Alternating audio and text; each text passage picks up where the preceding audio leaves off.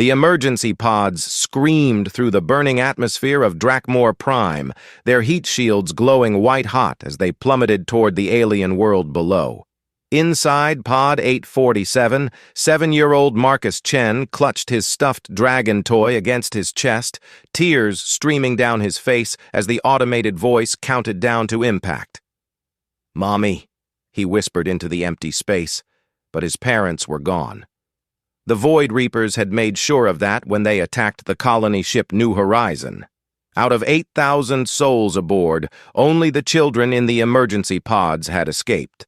The pods slammed into the crystalline surface of Drakmor Prime with bone-jarring force. When the smoke cleared and the hatch hissed open, Marcus found himself staring at a world unlike anything from Earth's databases. Towering spires of living crystal stretched toward twin purple suns, and the air shimmered with an energy that made his skin tingle. But it wasn't the alien landscape that made him gasp.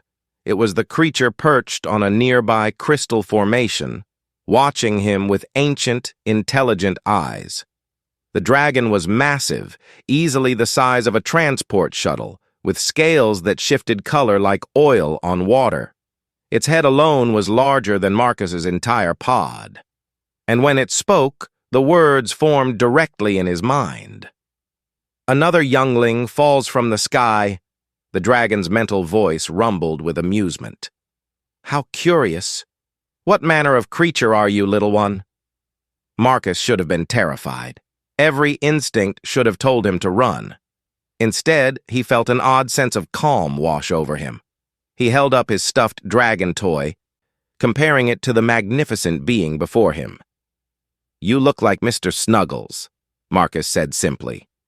The ancient dragon blinked in surprise, then threw back its great head and laughed, a sound like distant thunder rolling across mountains. "Mr. Snuggles? Oh, youngling, it has been eons since anyone has made me laugh so. I am Corvanus the Eternal, last of the greater drakes of Drakmor." "I'm Marcus," the boy replied, apparently unbothered by conversing with a creature that could incinerate him with a thought. "My pod says there are other children scattered around this place. I need to find them." Corvanus studied the small human with growing interest. In his 3,000 years of life, he had witnessed the rise and fall of a dozen species on Drakmor Prime. Most newcomers either cowered in fear at their first sight of him or immediately tried to attack. This child did neither. "Tell me, Marcus," Corvanus said, lowering his massive head to the boy's eye level. "What do you know of dragons?" Marcus considered this seriously, as only a 7-year-old could. "Well, they're really smart and really strong, and they protect things that are important, and they're lonely a lot because they live so long that everyone they care about dies." The ancient dragon's eyes widened. This child had just described the core truth of draconic existence with the simple wisdom that only the very young possessed. "Indeed," Corvanus murmured. "You are quite perceptive for one so small. Very well, I will help you find your scattered kin. But know this, Drakmor Prime is not an empty world. There are others here, and not all are as conversational as I." Over the following days, Corvanus kept his word. Together, they traversed the crystal canyons and floating islands of Drakmor Prime, following the beacon signals from other emergency pods. What they found broke Marcus's heart and forged something unbreakable within him. Some pods had been damaged during the crash. Others had landed in the territory of less friendly inhabitants. Of the 300 children who had escaped the New Horizon, only 47 remained alive. Marcus found Sarah Hendricks, age 9, defending her younger brother Tommy with nothing but a sharp piece of crystal and pure determination as a pack of crystal wolves circled them. He found Elena Vasquez, age 12, who had fashioned tools from pod wreckage and was attempting to purify water for a group of injured 6-year-olds. Each rescue deepened something within Marcus. Each loss, and there were losses, carved away pieces of his childhood innocence and replaced them with something harder, more focused. Corvanus watched this transformation with fascination. The human child was adapting to Drakmor Prime's harsh realities with unprecedented speed. More than that, he was becoming a leader. The other children naturally gravitated toward him, seeking his decisions, following his lead. But it wasn't until the Shard Hunters found them that Corvanus truly understood what Marcus was becoming. The Shard Hunters were silicon-based life forms that fed on crystalline energy, the very substance that comprised most of Drakmor Prime's landscape. They traveled in swarms, stripping entire regions bare before moving on. When they discovered the human children's shelter in a crystal cave system, they saw only potential prey. Marcus was gathering edible crystal fruits when the attack began. He heard Elena scream and came running to find the cave entrance swarming with creatures that looked like living diamonds with too many teeth. A Shard Hunter had cornered little Amy Rodriguez, age 4, against the cave wall. Its crystalline claws scraped against stone as it prepared to strike. Something snapped inside Marcus. He didn't remember grabbing the crystal spear he'd made from pod wreckage. He didn't remember throwing himself between Amy and the creature. He only remembered the moment when his hand touched the Shard Hunter's crystalline hide, and something passed between them. The creature froze, its multifaceted eyes reflecting Marcus's face. Then, impossibly, it stepped back. Submit, Marcus thought, not knowing where the concept came from. Protect the children. The Shard Hunter's entire body shuddered, and then it did something that had never been recorded in Drakmor Prime's history. It knelt. The effect rippled through the swarm. One by one, every Shard Hunter in the cave system dropped into submissive postures, their crystalline forms ringing like bells as they touched the ground. Corvanus, who had been preparing to incinerate the entire swarm, stopped mid-breath. In 3 millennia of existence, he had never seen anything like this. "What did you do?" he asked Marcus, his mental voice filled with awe. Marcus looked up at the ancient dragon, crystal dust glittering in his hair, his young face bearing an expression far older than his 7 years. "I don't know," he said honestly, "but they won't hurt anyone now, will you?" The lead Shard Hunter's voice was like wind through broken glass. "No, young sovereign. We serve." Sovereign. The word hit Corvanus like a physical blow. In the ancient tongue of Drakmor Prime, it meant more than just ruler. It meant one who commanded by right of essence, whose authority transcended species and origin. The dragons of Drakmor Prime had been waiting 3,000 years for the return of a true sovereign. They had simply never expected that sovereign to be a 7-year-old human boy. As word spread through Drakmor Prime's vast network of sentient species, beings that had remained hidden for millennia began to emerge.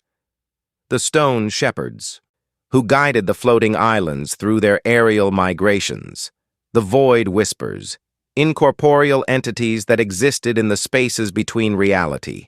The deep singers, crystalline entities that communicated through harmonic resonance. All came to see the human child who commanded by presence alone. Marcus, meanwhile, was simply focused on keeping his fellow survivors alive and safe. He established routines, assigned responsibilities, and began teaching the older children how to work with their new crystalline allies. Under his guidance, their small community began to thrive. But Corvanus knew this was only the beginning. The ancient dragon had lived through enough cycles of history to recognize the signs. The child's power was growing, awakening something in the very fabric of Drakmor Prime itself. And there were others in the galaxy who would not welcome the return of a sovereign, especially not a human one. The first sign came as a whisper through the cosmic communication networks that connected civilized worlds. Ships were disappearing along the outer rim, not attacked, not destroyed, simply vanishing without a trace, leaving behind only empty space and confused distress signals. Corvanus felt the tremor in the dimensional fabric that signaled something vast approaching their isolated world. He found Marcus teaching Elena how to communicate with the shard hunters through harmonic frequencies, the 9-year-old girl giggling as the crystalline beings chimed responses to her tentative musical attempts. "Marcus?" Corvanus said privately, his mental voice carefully controlled. "We need to speak." The boy looked up, and Corvanus was struck again by how much older those eyes seemed than they should. Marcus simply nodded and followed the dragon to a private crystal chamber where they could speak without alarming the others. "Something's coming," Marcus said before Corvanus could speak. It wasn't a question. "Yes," the dragon confirmed. "Something that will test everything you are becoming. The Void Reapers who destroyed your ship were merely scouts. Their masters have felt the awakening power here on Drakmor Prime." Marcus was quiet for a long moment, absently running his fingers along the crystal wall. Where he touched, the formations seemed to pulse with inner light, responding to some energy within him. "Will you help me protect them?" Marcus asked, finally. Corvanus studied the small human who commanded dragons and crystalline beings with equal ease. "Child, I have not sworn allegiance to any being in over 1,000 years, but for you I will bend the knee gladly." The ancient dragon lowered his massive head until his snout touched the crystal floor. Around them, the chamber rang with harmonic resonance as the living crystals themselves seemed to acknowledge the moment. Marcus placed his small hand on Corvanus's great head, and the dragon felt something he had not experienced in millennia: hope. "Then we'll be ready for whatever comes," Marcus said, with the quiet confidence of one who had already faced the loss of everything and found strength in protecting what remained. Outside their crystal sanctuary, the first of many tests was already beginning. Deep space sensors detected the approach of vessels unlike anything in known databases, ships that seemed to devour light itself, crewed by entities that existed in the spaces between dimensions. The Void Reapers had found them. But Drakmor Prime was no longer the same world the emergency pods had crashed into weeks ago. It was awakening, responding to the presence of its new sovereign. Ancient defenses thought lost for millennia began powering up. Species that had hidden in the planet's depths for generations started emerging, drawn by an instinctive need to protect the one who had called them to purpose. And in the crystal caves where 47 human children had made their home, a 7-year-old boy was becoming something the galaxy had not seen for 10,000 years. A true sovereign, around whom entire civilizations would rally. The age of hiding was over. The age of Marcus Chen was about to begin. As Corvanus felt the first tremors of dimensional displacement that announced the arrival of the Void Reaper fleet, he allowed himself a predatory smile. Let them come. They would find that Drakmor Prime was no longer defenseless, and its children were under the protection of powers they could not comprehend. The dragons were awakening, and they had found their sovereign at last. 10 years had passed since the emergency pods fell from burning skies, and Drakmor Prime had become something unprecedented in galactic history, a world where humans lived not as conquerors or colonists, but as partners with beings older than recorded civilization. Marcus Chen, now 17, stood atop the highest crystal spire on the planet, watching the aurora-like energy patterns that danced through Drakmor Prime's atmosphere. The lights weren't just beautiful. They were a defense network, powered by the harmonized consciousness of every sentient being on the world below. He was no longer the frightened child who had clutched a stuffed dragon in a crashing pod. His body had adapted to Drakmor Prime's unique energy field, making him taller and stronger than baseline humans. His eyes held flecks of the same crystalline blue as the planet's formations. And when he concentrated, those formations responded to his will as readily as his own limbs. But it was his mind that had changed the most. The sovereign consciousness that had awakened within him allowed him to perceive reality on multiple levels simultaneously. He could sense the emotional states of every living being within 1,000 kilometers, feel the pulse of the planet's geological processes, and detect disturbances in space-time from light years away. Today, those disturbances were growing stronger. "Marcus," Elena Vasquez called from below. Now 22 and serving as his primary advisor, she had developed her own abilities over the years, becoming a bridge between human thinking and crystalline consciousness. "The council is ready." Marcus nodded and allowed himself to fall from the spire's peak, his body naturally adjusting to the gravitational fields as the crystal formations guided his descent. It was a display that would have seemed impossible to any outside observer, but on Drakmor Prime, the boundary between technology and consciousness had long since dissolved. The council chamber was a vast hollow within the planet's core, its walls lined with living crystal that pulsed in rhythm with the participants' thoughts. Representatives from every sentient species on Drakmor Prime had gathered. Dragons ancient beyond human comprehension, shard hunters whose crystalline bodies chimed with harmonic intelligence, stone shepherds who guided floating continents through careful gravitational manipulation, and dozens of others.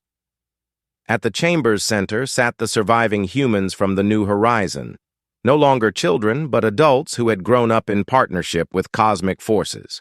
Each had developed unique abilities based on their interactions with Drakmor Prime's inhabitants. Sarah Hendricks had bonded with the Void Whispers, learning to step partially outside normal space-time. Tommy, her brother, could communicate with the Deep Singers on frequencies that bypassed language entirely.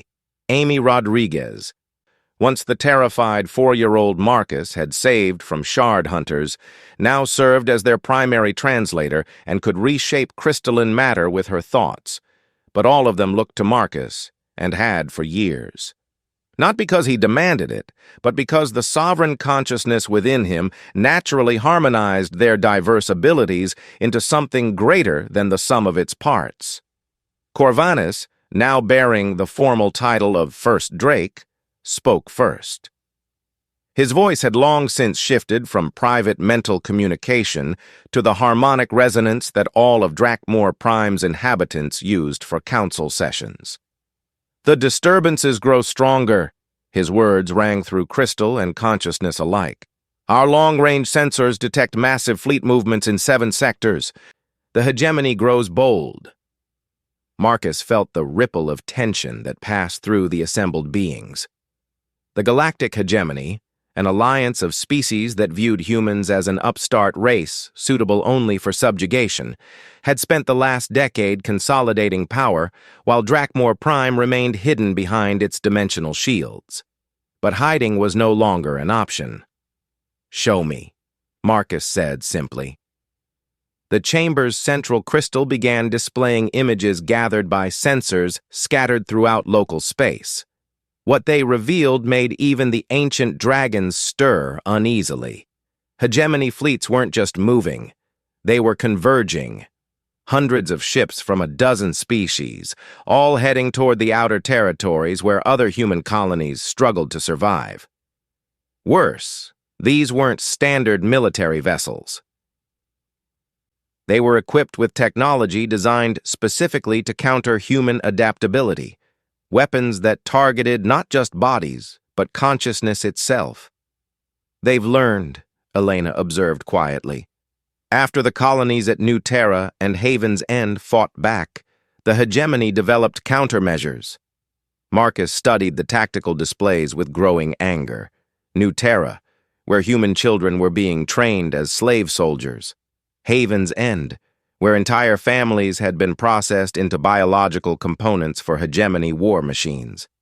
The galaxy had decided that humanity was a resource to be harvested, not a people to be respected. "They underestimate us," Marcus said, his voice carrying harmonics that made the chamber's crystals sing in response. "They see only what humanity was, not what we've become." He gestured. and the displays shifted to show Drakmor Prime itself. No longer a single world, but a nexus of interconnected consciousness spanning multiple dimensions. Over the past decade, Marcus and his companions had done more than just survive. They had created something entirely new: human adaptability combined with draconic wisdom. Human creativity merged with crystalline precision. Human empathy bridging gaps between species that had remained isolated for millennia. The question, Marcus continued, is whether we remain hidden while our people suffer, or whether we step onto the galactic stage and show them what humanity really is. The chamber fell silent except for the harmonic resonance of crystalline thought processes. Marcus could feel the different perspectives cycling through the collective consciousness, some favoring continued isolation, others pushing for immediate action. It was Amy Rodriguez who spoke the truth that none of the others wanted to voice. If we don't act now, there won't be any other human colonies left to save. Marcus nodded grimly. The latest reports from the outer territories confirmed what they all feared. The hegemony wasn't just conquering human worlds, they were systematically eliminating human culture, breaking down anything that made humans unique before absorbing the survivors into their collective.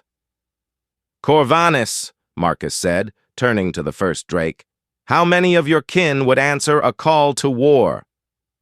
The ancient dragon's eyes gleamed with an inner fire that hadn't burned for centuries.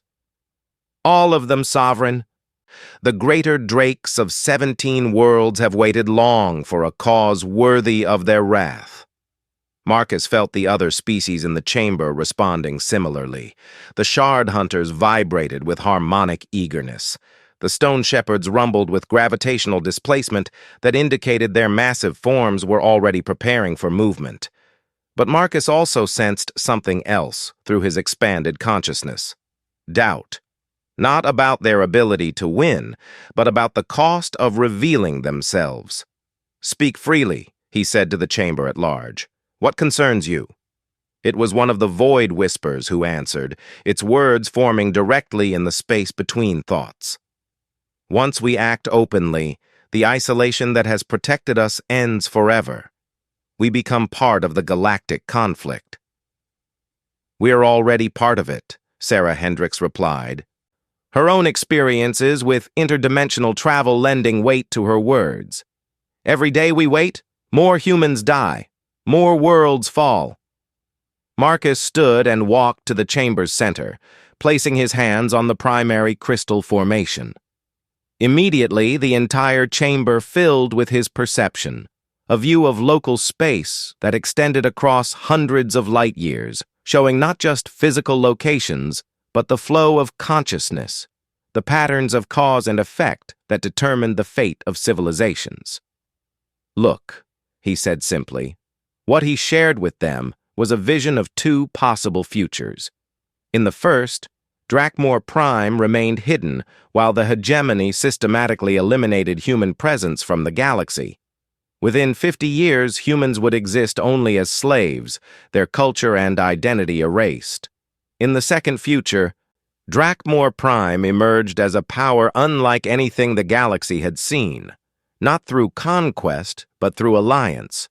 Humans serving as bridges between species that had never been able to communicate before. Dragons sharing their ancient wisdom with civilizations barely past their first stellar flights. Crystalline beings teaching the secrets of matter manipulation to races that had never imagined such possibilities. A galaxy where cooperation replaced domination. "The choice is clear," Marcus said as the visions faded. "The question is whether we have the courage to make it." The vote was unanimous. 3 days later, the first hegemony scouts arrived at what their sensors indicated was an uninhabited system on the edge of known space. They had been tracking energy signatures that suggested possible human refugee activity, always valuable intelligence, as surviving humans could be processed for biological materials or trained as specialized slaves.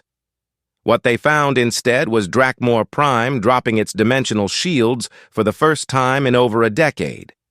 The scout ship's sensors immediately overloaded trying to process what they were detecting. A planet-sized nexus of consciousness, energy readings that exceeded theoretical maximums, and life signs from species that weren't supposed to exist. The scout captain, a silicon-based hegemony enforcer, transmitted a priority alert back to the fleet command even as his ship's systems began failing from proximity to Drakmor Prime's energy field. His last transmission before complete system failure was a single phrase: "The humans have dragons." The hegemony fleet arrived 6 hours later, confident that whatever they faced could be overwhelmed by superior numbers and technology. They brought 300 ships, more than enough to sterilize a planet and process any survivors. They found Drakmor Prime waiting for them, no longer hidden behind dimensional barriers, but floating in normal space like a crystalline jewel. And around it moved beings that their databases insisted were extinct. Dragons. Real dragons, not the small flying reptiles that some primitive worlds produced, but greater drakes whose very presence warped local space-time. The lead dragon was larger than a hegemony battleship, its scales shifting through colors that didn't have names in any galactic language. Riding on that dragon's back was a figure that made the hegemony admiral's tactical analysis programs crash in confusion. A human, but one that registered on sensors as something far more than baseline humanity should allow. Marcus Chen opened a communication channel to the hegemony fleet, his voice carrying across the void with perfect clarity despite the impossible physics involved. "I am Marcus Chen, sovereign of Drakmor Prime and speaker for the human diaspora. You have come here seeking to continue your campaign of genocide against my people. I'm here to explain why that's going to stop." The hegemony admiral, a being whose species had conquered 17 star systems, felt something it hadn't experienced in decades: uncertainty. "Human, you will surrender immediately or face—" "Admiral," Marcus interrupted, his voice now carrying harmonics that seemed to resonate directly with the quantum structure of reality. "Look around you." The admiral did look, and what it saw defied everything the hegemony understood about power projection. The space around Drakmor Prime wasn't empty. It was filled with ships and beings that phase-shifted in and out of normal reality. Stone shepherds the size of moons manipulated gravitational fields with casual ease. Crystalline entities larger than space stations pulsed with energy that made stars look dim. And all of it centered around a 17-year-old human who commanded by presence alone. "The galaxy has forgotten what true cooperation looks like," Marcus continued, his words somehow reaching every being in the hegemony fleet simultaneously. "You've built an empire based on domination and fear. But there's another way." Marcus gestured, and space around the fleet began to sing, literally sing, as quantum vibrations created harmonic frequencies that touched the consciousness of every being present. "This is what humanity offers. Not conquest, but connection. Not domination, but cooperation. The choice is yours. Learn or leave." For a moment, the hegemony admiral considered ordering an attack. Its ship had enough firepower to crack a planet's crust. The fleet could overwhelm any conventional defense.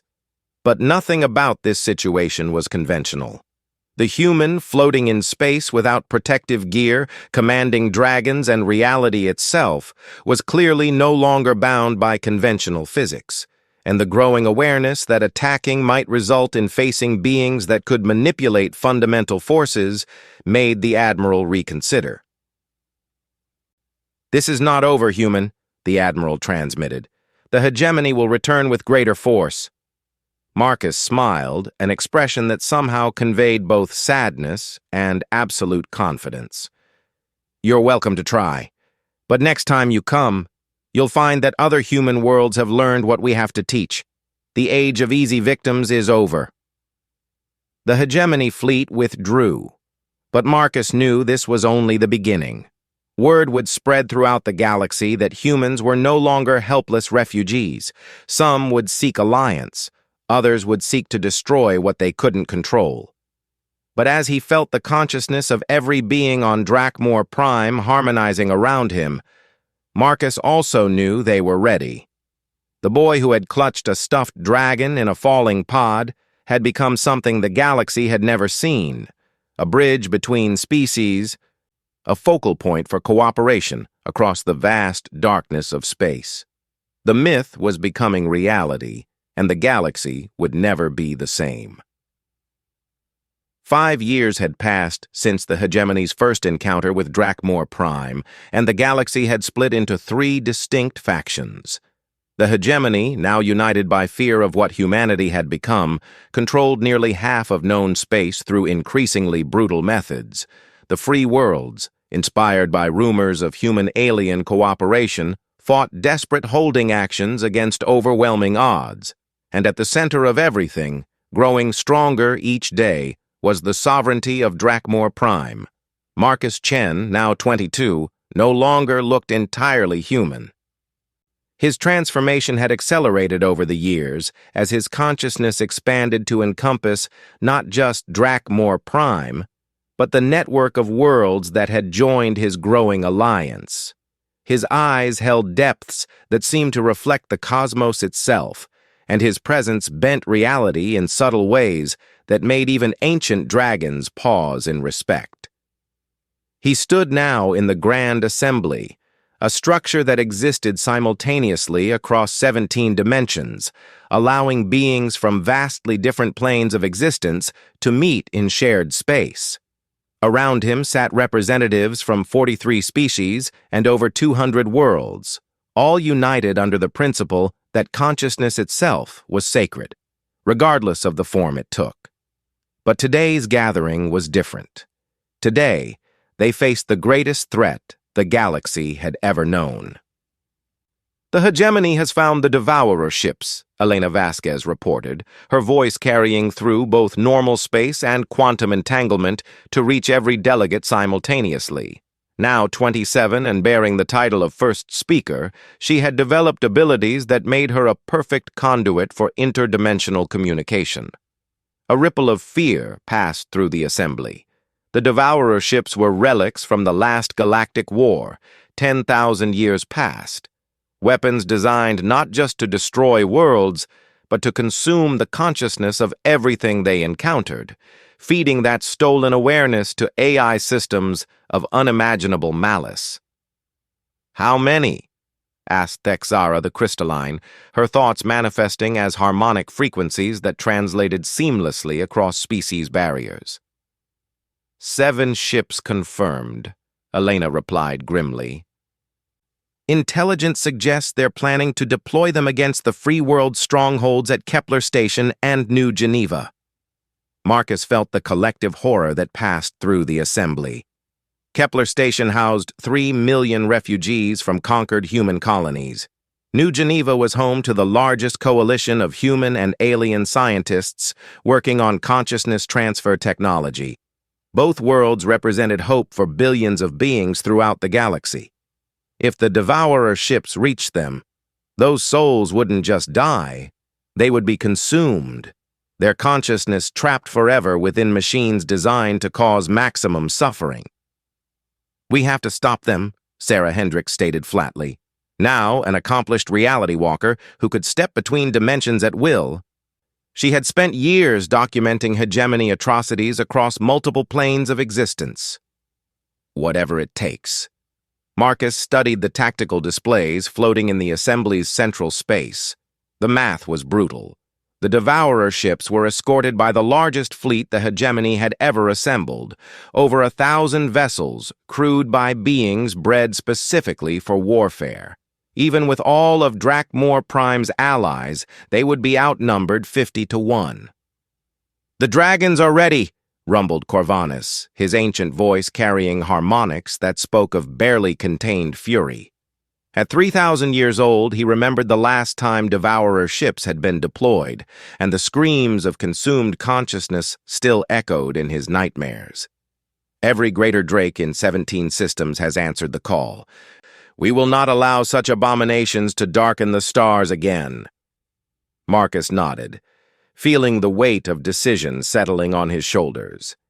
In the 5 years since revealing Drakmor Prime to the galaxy, he had hoped that demonstration of peaceful cooperation might inspire change in the hegemony's approach.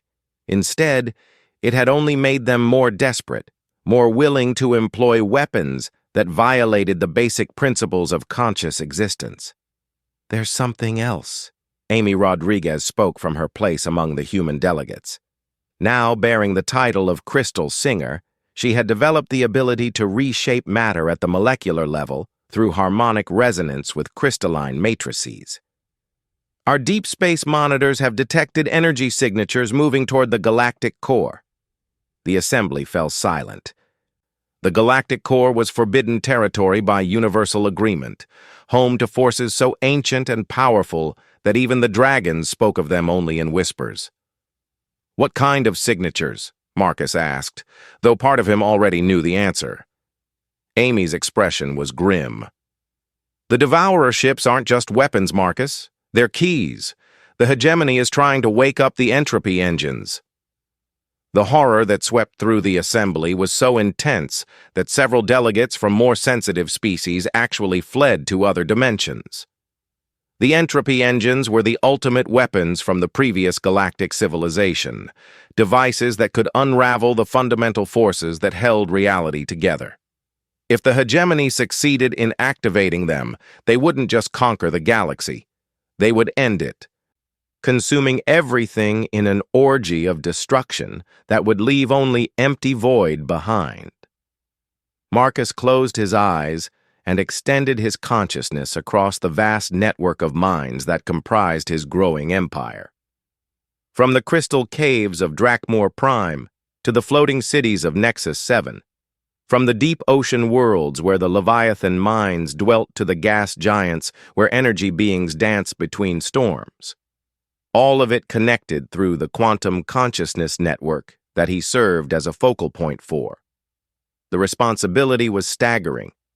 Billions of beings looked to him for protection, for guidance, for hope. And now he had to find a way to stop forces that could literally end existence itself. When he opened his eyes, every delegate in the assembly was watching him, waiting. "We're going to stop them," Marcus said simply. "All of them." The plan that emerged from the next 6 hours of intensive discussion would have been called impossible by any conventional strategic analysis. It required precise coordination across 43 star systems, the deployment of forces that most of the galaxy didn't even know existed, and timing so exact that a delay of even minutes could mean universal annihilation. At the center of it all was Marcus himself, serving as the quantum entanglement point that would allow instantaneous communication and coordination across impossible distances. 3 days later, the first phase began.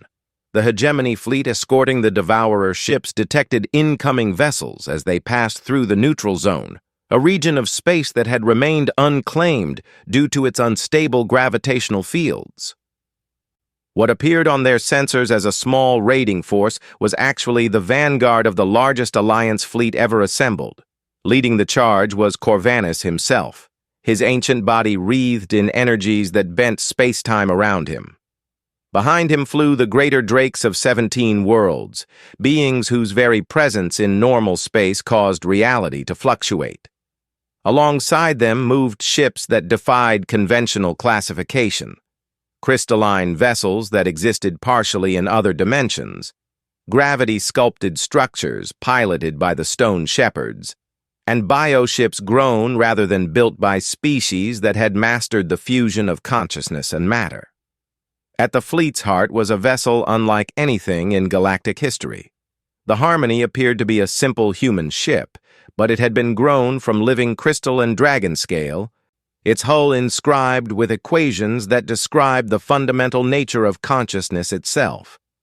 Its crew was the original survivors of the New Horizon, their abilities now developed to levels that would have been called godlike by their younger selves, and standing on the ship's bridge, his consciousness extended across every vessel in the Alliance fleet, was Marcus Chen. The first engagement lasted 17 minutes and redefined everything the galaxy thought it knew about space combat. Hegemony ships that had never known defeat found themselves facing opponents that seemed to predict their every move. Dragon fire that burned at temperatures exceeding the surface of stars carved through shields that had been designed to withstand planet killers. Crystalline beings shattered enemy hulls by simply changing the harmonic frequency of their molecular bonds. But it was Marcus himself who dealt the decisive blow. As the Hegemony Admiral ordered the activation of consciousness disruption weapons, devices designed to shatter the mental coherence of enemy crews, Marcus did something that sent shockwaves throughout the engagement zone. He sang. It wasn't a song in any conventional sense. It was pure consciousness given harmonic form, a melody that resonated with the quantum structure of reality itself. The song touched every mind in the battle zone, human, alien, and artificial alike. To his allies, it brought strength, clarity, and unshakable unity of purpose.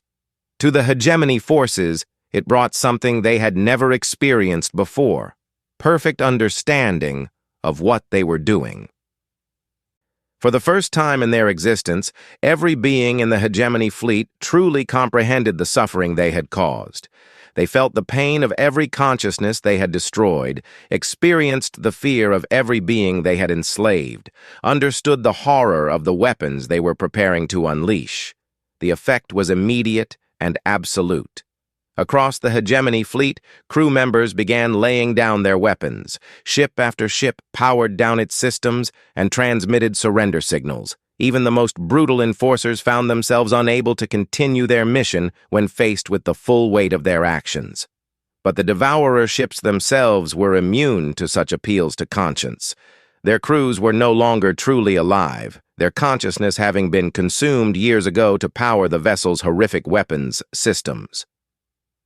They continued their advance toward the galactic core, leaving the paralyzed Hegemony fleet behind. Marcus felt a moment of despair as he realized what this meant. The conventional fleet had been a diversion. The real threat was already past them, heading toward forces that could end existence itself. That was when Corvanus spoke, his ancient voice carrying new harmonics, frequencies that Marcus had never heard before. "Sovereign," the dragon said, "there is a way, but it requires a sacrifice that may cost us everything."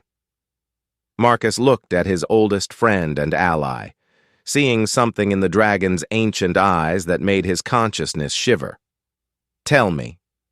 "The entropy engines can only be stopped by one thing, a consciousness vast enough to contain their destructive force and transform it into something constructive. A mind that can encompass contradictions and resolve them into harmony." Understanding flooded through Marcus. "You're talking about a consciousness merger, every mind in our alliance focused through a single point." "Yes," Corvanus confirmed. "But such a merger, it changes everything. The beings who enter it may not emerge as they were, and if it failed, every consciousness in the alliance would be consumed, leaving the galaxy defenseless against forces that would unmake reality itself." Marcus looked around the bridge of the Harmony, seeing his oldest friends. Elena, Sarah, Tommy, Amy, and all the others who had grown from terrified children into beings capable of reshaping the cosmos. He felt the presence of every dragon, every crystalline entity, every member of every species that had joined their cause. They all looked back at him, waiting for his decision. Marcus smiled, the same smile he had worn as a 7-year-old boy facing down crystal wolves with nothing but determination and a dragon friend. "Do it," he said. What happened next could only be described as the birth of a new form of consciousness. Across 43 star systems, billions of minds reached out to each other through quantum entanglement, their individual awareness flowing together into something greater than the sum of its parts. Marcus stood at the center of it all, his consciousness serving as the focal point through which the merger took place. He felt himself expanding beyond the boundaries of individual identity, becoming something vast and multifaceted that existed across multiple dimensions simultaneously. Through this expanded awareness, he reached across the galaxy to where the Devourer ships had reached the galactic core. He felt the ancient entropy engines stirring to life, their programming designed to unravel the basic forces that held matter and energy together. And he sang to them. Not the song of consciousness that had paralyzed the hegemony fleet, but something deeper, a harmonic pattern that touched the quantum foundation of reality itself. Where the entropy engines sought to create chaos and destruction, his song imposed order and creation. Where they tried to separate consciousness from matter, his melody reunited them in perfect harmony. The battle took place on levels that transcended physical reality. It was fought with concepts rather than weapons, with mathematics rather than force. And at its center was Marcus Chen, no longer fully human but something unprecedented, a consciousness that bridged the gap between individual and collective, between organic and digital, between creation and destruction. When it ended, the entropy engines were silent. Not destroyed but transformed.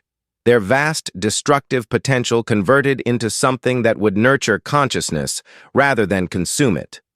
Across the galaxy, beings who had lived in fear of annihilation felt a new presence in their minds, not invasive or controlling, but protective and nurturing.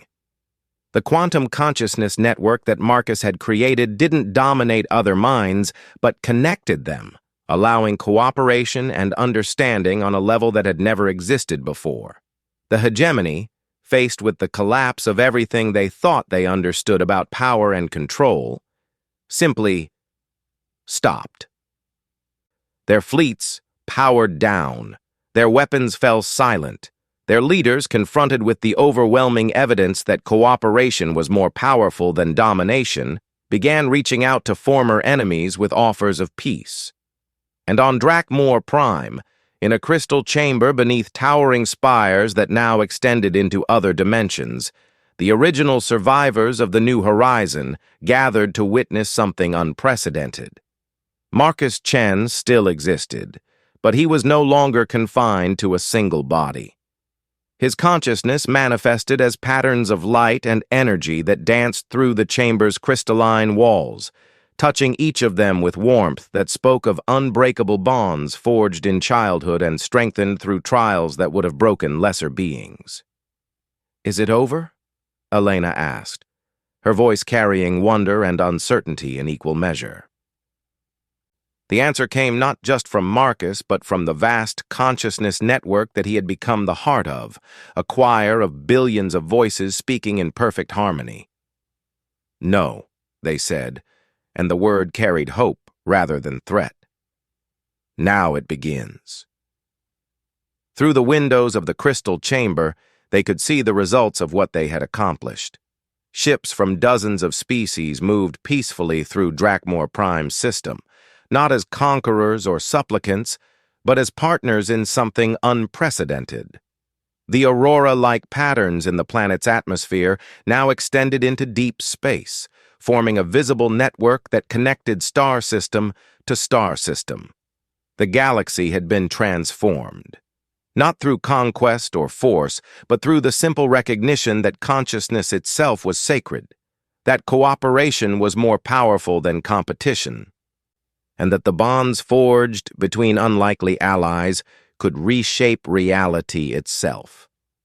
The boy who had fallen from the stars clutching a stuffed dragon had indeed become myth, but he had done so by proving that myths could become reality when enough beings believed in them together. And in the vast harmony of consciousness that now spanned the galaxy, the voice of Marcus Chen could still be heard, no longer commanding from above, but participating from within, a permanent reminder that even the smallest person could change the course of the future when they refused to give up on what mattered most. The age of isolation was over. The age of true cooperation had begun.